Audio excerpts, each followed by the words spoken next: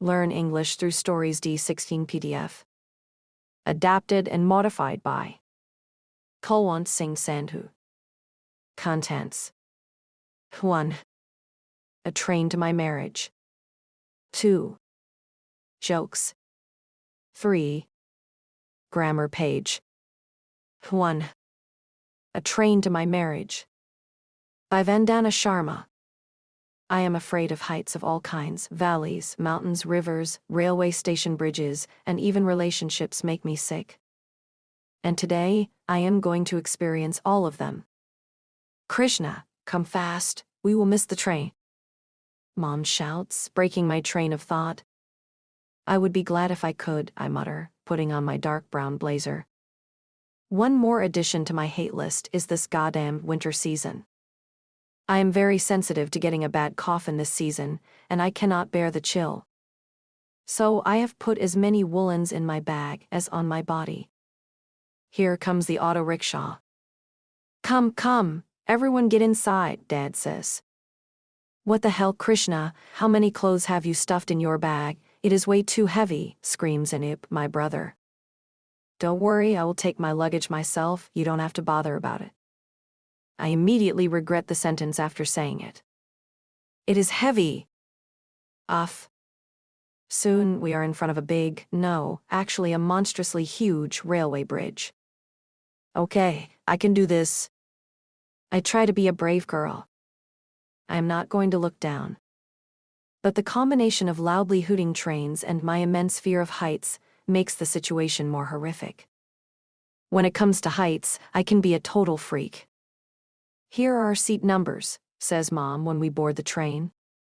I take my laptop and climb onto the upper berth. As it is an all-night journey, everybody will be asleep soon, and I am going to watch the Korean movie My Little Bride. I love romantic Korean movies. By the time it's 3 a.m., I feel sleepy. But first I have to go to the loo, so I just wait for the train to stop at any station. That's one more addition to my list of phobias. I cannot go to the loo when the train is moving. Now you must be getting a clearer idea of my freakishness. I doze off later. Then, suddenly, it's raining and I'm all drenched. A wave of water comes to drown me and I'm awake. Holy shit, Anup, are you bloody out of your mind? It turned out to be part of a dream, and Anup was trying to wake me up by pouring water on my face. He laughed stupidly and said, "We are almost about to reach Ambala." Yes, we are going to our village which is located in Ambala. It's always been very exciting for me to go there, but this time it's a little different. I am going to face my fear of relationships. We are going to meet Uncle D.S. Sharma and his family. And I am sure of the real reason we are meeting the family. They want me to marry Sharma uncle's one and only son who lives with them in their farmhouse. Their family is very affluent, but I never wanted a man who lives in a remote area and is a farmer. I think he must be barely a graduate, a narrow-minded control freak. Men in villages want housemakers, not working girls. The train arrives at the station. Coolies are competing to get into the train. Everybody rushes out of the train except me. I am struggling with my bag, and suddenly I tumble onto the platform, head over heels. Shit. I just fell off the train. God. Can I do this any better? Bloody hell. Before I can manage to get up myself, a hand comes through the crush of bodies to my rescue. Without looking at who it was who offered to help me get up, I grab that hand and pull myself up. Having stood up, I immediately start brushing my clothes. Then I look up to thank the man who helped me. I'm struck dumb. He is dangerously handsome. Thank you. This is all I managed to say. He is wearing a white kurta pajama. The top buttons of his kurta are unbuttoned. His perfectly trimmed muscles can be seen. His biceps give the perfect shape to his arms. Is he not feeling cold? Maybe he is already too hot. Suddenly his voice breaks the spell. Are you okay? Yes, thank you again, I say, hesitant and embarrassed. How many times do I have to tell you to be careful, chides Mom. My brother is laughing as usual. Now he has got my new train episode to talk about for at least this month. I then realize that Uncle Sharma's family has been there all this time. And a handsome man is none other than his one and only son. I still don't know his name. Now this is more embarrassing. Please give me your bag, he says softly. No, I can manage, I muttered. Yes, I have seen that already, he grins as he almost snatches my bag from me. Soon we are in their car, an Endeavor. It is cozy inside. He is driving the car and I can feel butterflies in my stomach. I still don't know his name. Finally, we arrive at the farmhouse. It is beautiful, completely surrounded by nature. The entrance gate is covered with some kind of flowering creeper. There is a nameplate, Sharma's residence. The building itself is breathtakingly gorgeous. Could there be anything else that one can want in life? We are in our separate rooms now. I'm feeling very sleepy, so I just snuggle under my quilt and sleep. When I wake up, it's dark outside. Looking out the window, I'm trying to recollect my thoughts and then I realize that this is not my room. I get up and go downstairs to the main hall. Everybody is there having dinner. Crap. I realize I slept all day. Come dear, have dinner, said Auntie. Mrs. Sharma is a beautiful lady, and anybody can see where her son gets his good looks from. Mr. Perfect is also there, sitting beside my mom and talking about his work. Ha, what attitude. He didn't even notice me? As if I care. After dinner, we return to our rooms. Now everybody is going to sleep when I'm wide awake. Thank God I have my laptop with me. Somebody knocks at the door. May I come in? Yes, I answer. And here he is, Mr. Perfect. Mom has asked if you need anything. No, thank you, I say smiling. He is about to leave when he suddenly turns and asks, what are you doing on your laptop? Nothing, just watching a movie. Can I join you? Oh, okay, I say. I'm surprised, especially after how he totally ignored me at the dinner table. Korean movie, Han, that too romantic, he says, grinning. I like romantic Korean movies, I say abruptly. Don't you have horror movies? Okay, I got you. You are trying to flirt with me. Although I think he has succeeded to some extent. I am impressed. Yes, I have them. But it would be better if you don't watch it with me. I scream while watching horror movies, although I don't even watch most of the movie. I cover my eyes all the time so that if anything shitty happens I can close my eyes immediately.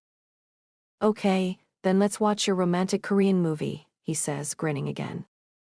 By the way, what is your name? I ask. You don't know my name? Now he does not seem very pleased. We didn't have a moment to get properly introduced before, I explain. Okay, my name is Daksh, he says, stretching out his hand towards me. And I am Krishna, I say, reaching out to shake his hand. As I touch his hand, a quiver runs through my body. His hand is warm, in sharp contrast to my cold hand. It is always risky to watch romantic movies with parents or with a hot guy like him.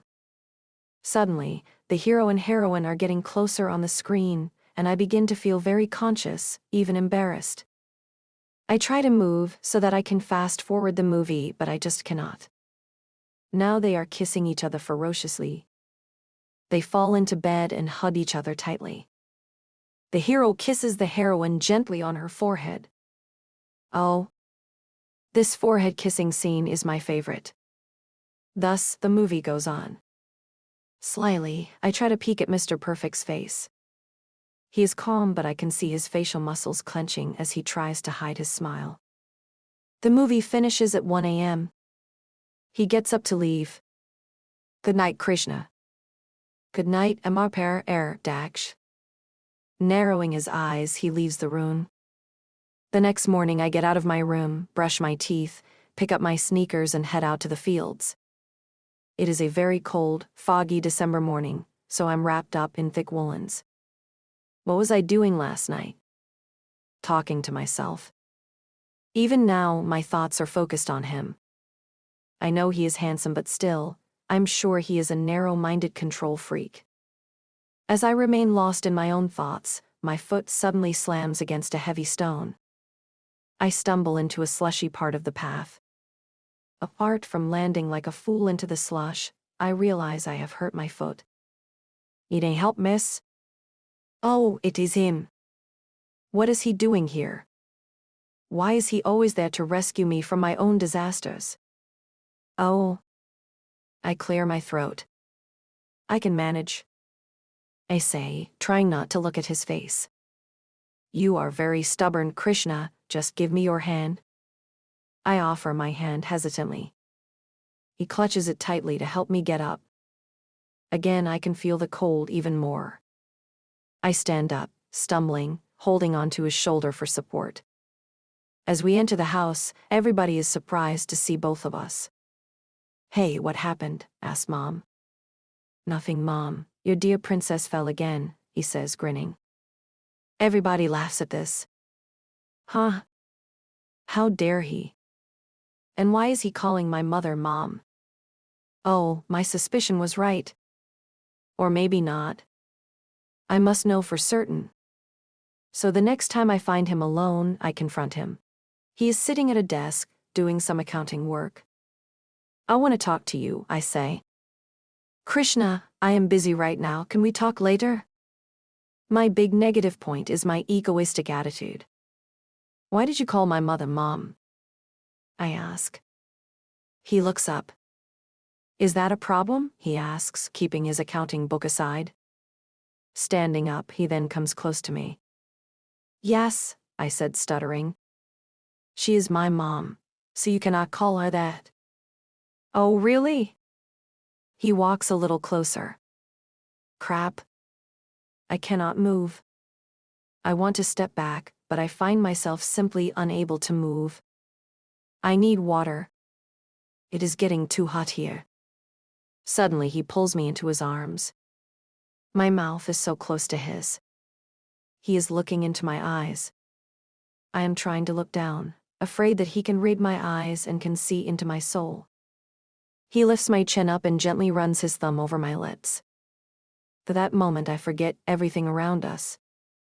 All I can focus on, apart from the sensation of being held by him, are his dark brown eyes.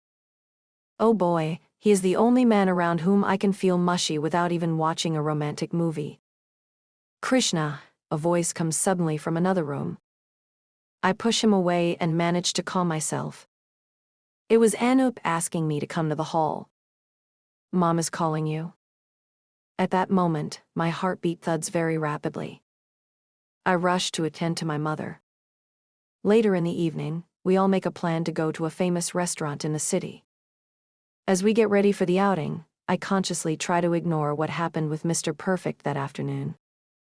But still, I ensure to put on my best dress. And I realize how very pleased I am to have taken the pains of bringing so many dresses with me on this trip. Am I trying to impress him? No way. Everybody is trying to look their best, so why shouldn't I? But I find that I'm more nervous than usual. Soon, everyone is ready and it's time to leave. "You too, go in the other car," says Mom. "What?" I am surprised. Mom is asking me to go alone with the boy. I insist, "No, I will also go with you." "Yes, Mom, there is no need for another car," says Mr. Perfect. Thank God. I cannot bear landing in one more scandalous moment after that afternoon. "No," says my mother. "You will go in a separate car, that's it.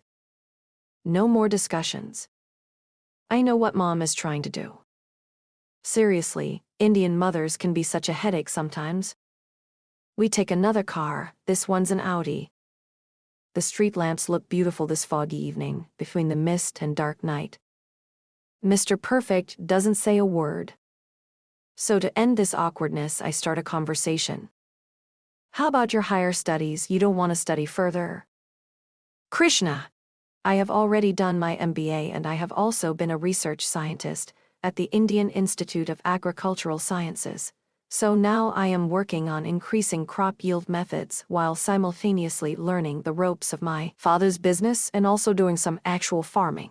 What else do you want me to do? My jaw almost falls to the ground. Oh, I said. So you would want a wife who can stay with you, I mean, a housewife. Yes, I would. Definitely want a wife who can stay with me, Krishna. I knew it! A narrow-minded control freak. Huh. But he continues, if my wife wants to work, she can work with me in our business. He never ceases to surprise me. I am feeling good about it. But still, I am confused about why he wants me to marry him. He can get any girl he wants. Suddenly, the car stops and I notice that we are near a hill. Where are we? Don't tell me that the car has stopped working. No, Krishna, please stop watching those romantic movies in which the hero-heroine gets stuck in a car and then their romance starts, he says, grinning. Whatever. Just a thought. It has nothing to do with romantic movies. I say, annoyed. Let's go. Where? Up there, to the top of the hill. Are you kidding me? I'm not going there. Huh, stubborn girl.